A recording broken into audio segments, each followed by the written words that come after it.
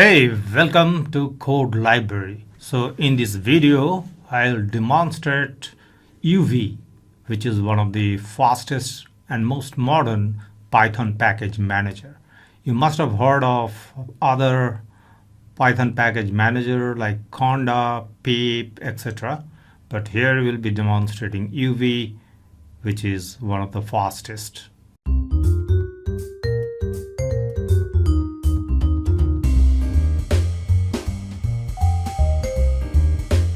So let's see what UV is first.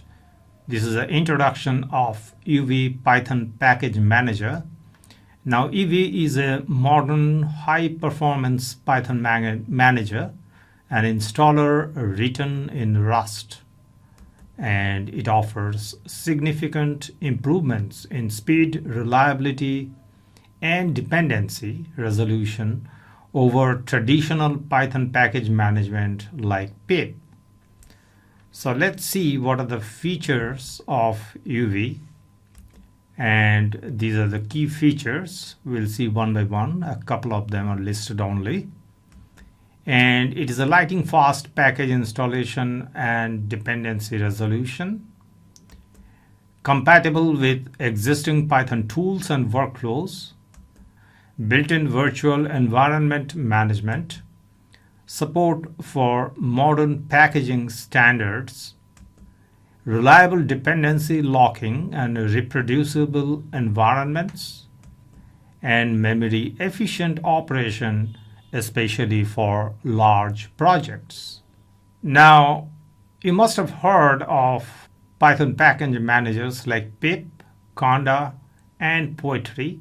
So here is just a comparison of these various Python package managers. I have listed a couple of them, and you can pause the video and watch it, but I'll just go through a few important features. For example, when we talk about implementation, so UV is written in Rust, pip is written in Python, and Conda is written in Python, Poetry in Python too.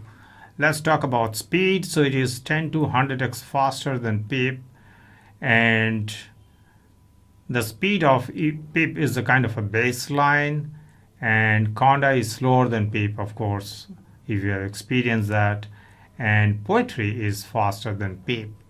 So you can see other things like memory usage and environment management. Let's see the next comparison list. So non-Python packages, log files, project structure, and package publishing. So these are the few important features. You can pause the video and watch them. But if we talk about the log files, yes, UV provides a log files, pip doesn't provide any, but Conda does provide and Poetry does provide. So this, I have sourced this thing from DataCamp, as you can see. So this is not something which I have created myself. So let's see the final list of comparison. So here you can see we have talked about compatibility, error handling, resource footprint, scientific computing, and cross-platform consistency. So I'll go through the few of them. So you can see about the compatibility. It says it works with existing pip ecosystem, and of course this is pip only standard Python tool, and Conda has its own ecosystem though, and Poetry is a more opinionated approach.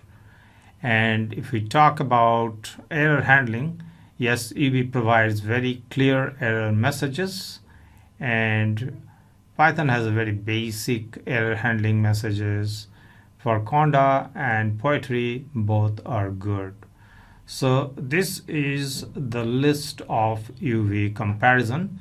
Okay, before you go hands-on, I would like to show you a few important things. So how to install UV on Mac OS and Linux. So I have already installed UV on my side. So I'll just show you the command how you can get started with UV by installing it. So this is what happens when you install on macOS and Linux, you can use the curl command and you can just use this command. Now, if we move ahead, you can see how to install UV on Windows with PowerShell. So you can use this PowerShell, and this command will help you to install UV on Windows. And if you want to install with brew, then you can easily install using the command brew install UV. And finally, if you want to install with UV with pip, if you already have pip installed, then pip install UV, this command will help you to install UV. But however, I will not recommend, you can see it's not recommended to install UV with pip. But even though you want to go ahead, you make sure you have your virtual environment activated. Okay, now let's go hands-on. Okay, so we have opened venv, which is an AI-enabled editor, but I'll not be using the AI features here. Basically, venv is a fork of Visual Studio Code. You can see it has similar menus. Here the left sidebar. So it looks all the same, excepting it has AI features that helps me improve my productivity and also to get help of AI whenever I need. Anyway, I have opened the terminal. Let's clear it and let's start afresh. So we want to start with UV, right? And I hope you have installed your UV already, and I've shown you previously the commands you can use for your respective operating systems. So let's check what's the UV version. I have UV already installed, and here you can see for me I have UV 0.6.3.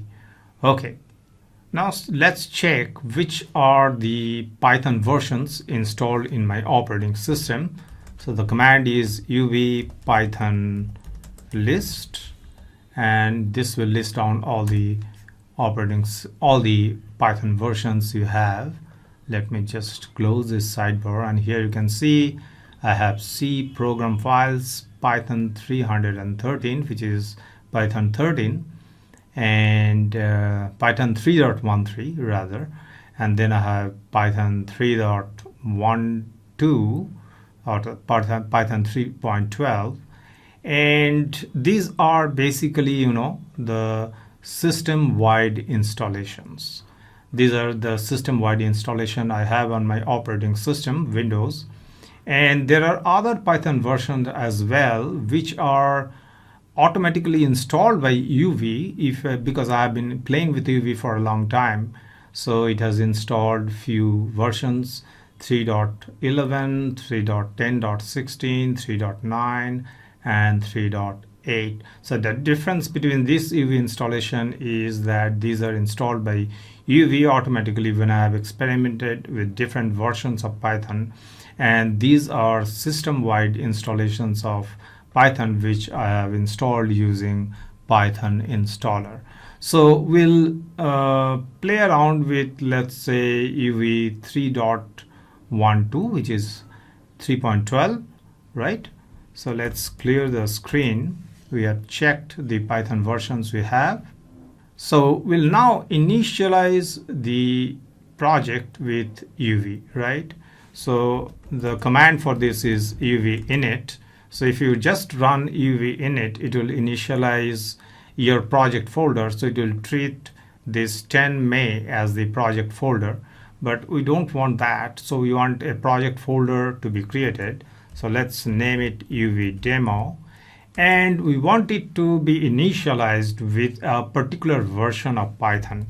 So you have to provide this flag Python, and then you have to mention the version. So as I said, we'll be using Python 3.12, and let's hit the init, right? But I want to show you another thing. Here you can see I have nothing in this here, nothing here basically. So let's hit it first, UV init. So UV init is the initializing command, UV demo is the name of our project folder, and Python 3.12 is the version of Python with which we want this project to get initialized. So let's hit enter, and here you can see it has opened, it has created the initialize the project UV demo at this directory path. Okay, now let's open this folder. Basically, let's create open folder. So we'll go here, and here we'll go here inside this UV demo, right? So we'll open this folder. Let's select it and click select folder, and here you can see what happens. And let me remove this cascade, and here on the side you can see UV has created several folders when you ran the UV init command. Let me open the terminal once again using control backtick, and let me maximize the terminal. And here you can see it creates automatically a git ignore file. You can delete this file if you don't want it to be initialized with git, if you don't want a git repository. So this is git ignore file, which helps to ignore files that you don't want to be pushed up to a git repository, right? Then it creates a Python version file, and if I simply remove this, here you can see we have initialized the project with 3.12, so it mentions over here Python version, and it creates a main.py file, which is just a kind of something just convenient for you so that you can test your project quickly. And it creates another thing, which is pyproject.toml. So this is basically a configuration file for metadata and dependencies. Here you can see the dependency is empty because we have not installed any dependencies yet, and it says the readme file is readme.md, requires Python greater than equal to 3.12, and it gives a name for the project, which was UV demo, if you remember that, and the version, it provides a version, default version of 0.1.0, and you can provide your description. We'll leave it as it is, and we'll see how this pyproject.toml gets updated automatically when you install dependencies. And of course it creates an empty readme file, readme.md, so which comes in handy when you push when you initialize your repository with as a git repository, and you push it up to a git based repository hosting like GitHub, right? Okay, so now let's maximize the terminal and we'll run the UV commands. So here I'll show you one command which is very convenient. So tree then /f, so /f, capital F. So if you hit this, it will automatically show you what kind of, it is kind of a tree picturization of your folders and your files. So F stands for file basically, but if you are using a Mac or Linux, then the command is tree-a, right? Since I'm using Windows and partial terminal, the command is tree/f. Okay, now let's clear the screen. Now we'll create a virtual environment using UV. Now I'll show you another method. Now the project is already initialized, and if we want to add dependencies, we can add dependencies using the UV add command. And if you run UV add command, automatically it will create a virtual environment. But the problem is when you run UV add command without creating a virtual environment beforehand, it will create a .venv virtual environment directory. And the problem is when you work with something like Jupyter Notebook or some kind of Jupyter Notebook files, etc., and you want to use Control-Shift-P, and if you want to select a Python interpreter, then what happens is not easy to find that .venv, because if you create multiple projects with their different virtual environments using the .venv, then it becomes difficult to identify which virtual environment you want to use for that particular project. So we'll create a named virtual environment. I'll escape it. We'll create a named virtual environment using uv, right? So the command is uv venv, and then you need to provide your virtual name, environment name. So I follow a particular naming convention, which is the name of the project, which is uv demo, then /env, and we want to use the Python version 3.12 in particular. So we'll mention that we're using the flag -- Python equal to 3.12. Okay, let's hit enter, and you will see that a virtual environment gets created, right? And here you can see we have this particular folder. Let me maximize it. You have the particular folder, virtual environment folder, and it creates lib scripts and all those kind of things, all those folders. So the lib and site packages will contain all the packages, and scripts is for activating the environment. However, in Mac OS and Linux, it doesn't create the script folder, and it creates a folder called bin, and using that particular folder you have to activate in a Mac OS or Linux environment. Okay, so we have this folder created. Now let's activate this environment. So for that you need to run this particular script. So let's write uv and hit enter. So auto tab completion will give this uv demo env, and this is scripts, and then activate, and it will hit enter, and here you can see our environment is activated. In this parenthesis it is written uv demo env, right? So we have now got our environment activated. Now we are ready to install dependencies or the Python packages, right? So we can call them dependencies as well, or project dependencies. So I'll show you several commands how to install a single dependency, multiple dependency, and or install a dependency with a particular version. Okay, so let's now consider running these dependencies. So let's go to this project folder as well, and here you can see our project, and here if you go into this uv demo env and then lib and site packages, you can see that no packages are installed right now, right? So we'll install the dependencies right now. So let's open our IDE once again. Okay, now I want to mention another thing. If you are using macOS and Linux, I want to show you the command. I'll not be running the command, but this is the command if you want to activate your Python virtual environment when you're using OS, Mac OS or Linux, right? So I'll remove this.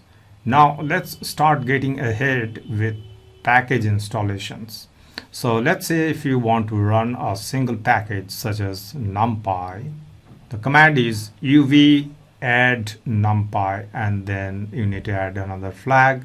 So the command is uv add. So uv add is a command for adding dependencies or installing dependencies. So we want to, let's say, install numpy, and then you need to give this active flag so that your dependency gets installed within your particular virtual environment. Let's say if you don't want to use this, what happens, right? Let's see if we add numpy, if you want to run this command, and here you can see you get a warning which says virtual environment uv demo env does not match project environment path and will be ignored. And it did install. You can see installed one package. Now if we go to our site packages, here you can see still there is no packages over here, right? So it has not been installed within your environment, but we don't want that. We don't want, because this is getting a global installation of the package, which we don't want. We want our packages to be installed within our own virtual environment. So let's start installing the package.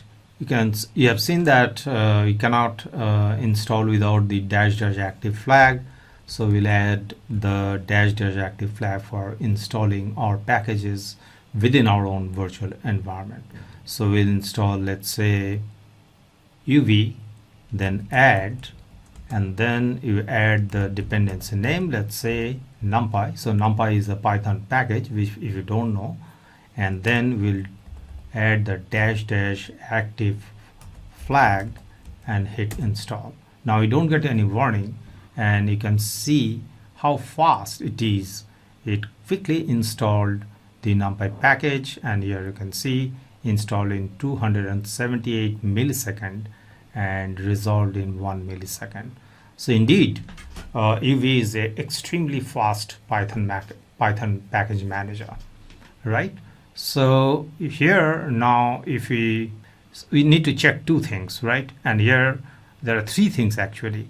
So you can see that UV lock file is created, right? Once you run the UV add command, and this lock file will get updated automatically. Here you can see it mentions the dependency we have installed. And the another thing you can see is this pyproject.toml or .toml.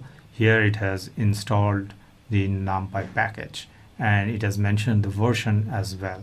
And if you add another package or install another package, this pyproject.toml will get automatically updated.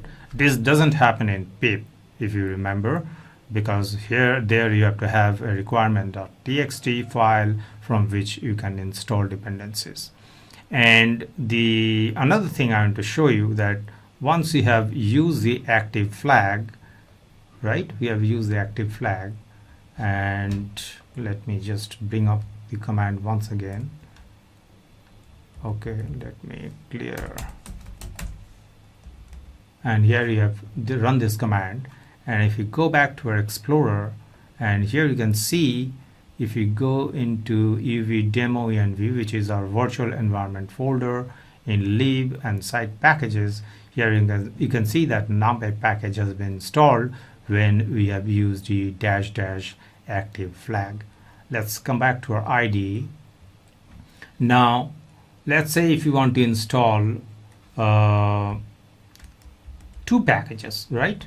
So we have installed numpy, and we want to install pandas as well as matplotlib. Again, pandas and matplotlib are Python packages used in data science.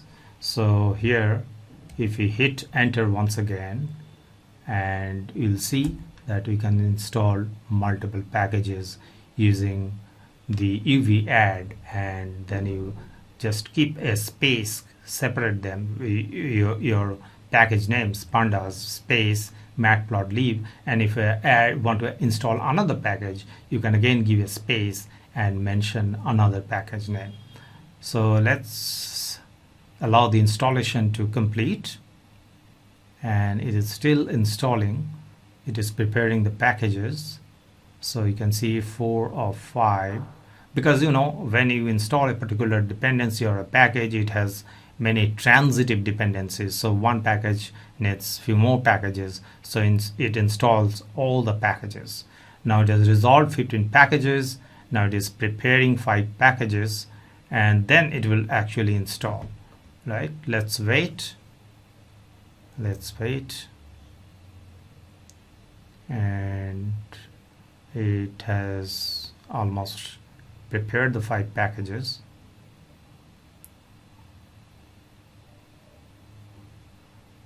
Now it depends to a certain extent on your internet speed as well, and as well you can see it has installed all the packages, right? So let's see once again. Here you can see it has installed matplotlib, and it has installed pandas as well, right? and it has installed several other transitive dependencies. Okay, now if you want to install a particular package with a specific version, then you can also do that. Okay, now we'll see how to install a particular dependency with a specific version, right? Let's say you want to install, we'll again use the uv add command, and then let's say we want to install fast API, which is a Python package for developing web-based framework in Python. So we'll use a version, so you have to produce 2 equal to sign, then 0.112.0, right? And then you have to provide the -- active flag so that package gets installed in your own virtual environment, which for us is uv demo-env. Let's hit enter, and here you can see I think I have this package already installed. So what we can do is we can uninstall and then install. But in any case, this is the way you can install a particular Python dependency with a specific version. So I have got it already installed, right? And if we check the pyproject.toml, let's minimize this, and here you can see you have installed NumPy, then you have installed pandas, and you have installed matplotlib and fast API, right? Okay, now if you already have a requirement.txt which with dependencies that you need for your project, then you have a command that you can use with uv, right? And the command is something like this. I think this is freezing. Let me clear the screen and paste it once again. So the command is, let me remove this left sidebar. So the entire command is uv pip install and then -- active flag as usual and -r requirements.txt. If you remember the command, if you already have used pip, the command is pip install -r requirements.txt. So only thing that extra thing has that come here is uv command, and you are providing the -- active flag, right? So I'll not use this because I don't have a requirement.txt, but this is for your reference. Now if you have to remove a particular dependency, then you need to run the uv remove command, right? Let me minimize this and let me run in this manner. So here you can see the fast API, matplotlib, NumPy and pandas out there, right? Now let's say you want to remove the NumPy. So the command is uv remove and then NumPy, and then you need to provide the -- active flag so that it gets removed from your active environment, right? And if you have already used pip, the pip command is usually the pip uninstall, then you provide the package name, right? So let's hit enter, and here you can see it's so fast that it has removed resolved 25 packages, audited, and it has removed this package. Here you can see in the Py project that toml, here you can see the NumPy has been removed. So this is really another way of confirming that my package has been removed from my virtual environment. Now let me maximize this once again. Now we'll see a few more dependency or package dependency management related commands. So if you want to list the dependencies that you have in your virtual environment, the command is uv pip list. Here you have to take the help of pip because uv as of now doesn't have any command that helps you to list dependencies without using pip. So let's hit enter, and here you can see all the packages that are part of this virtual environment has been listed here, right? Okay, let's clear the screen. Now if you want to see details about any particular package, the command is uv pip then show and then the package name. Let's say NumPy has been removed, so let's check our pandas pandas. Let's hit enter, and here you can see using Python 3.1.8 environment at uvdemoenv name pandas.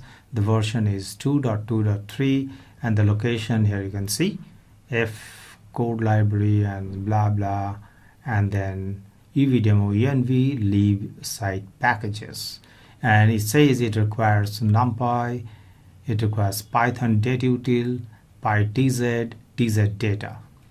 So you get the details of a particular package using the uv pip show command.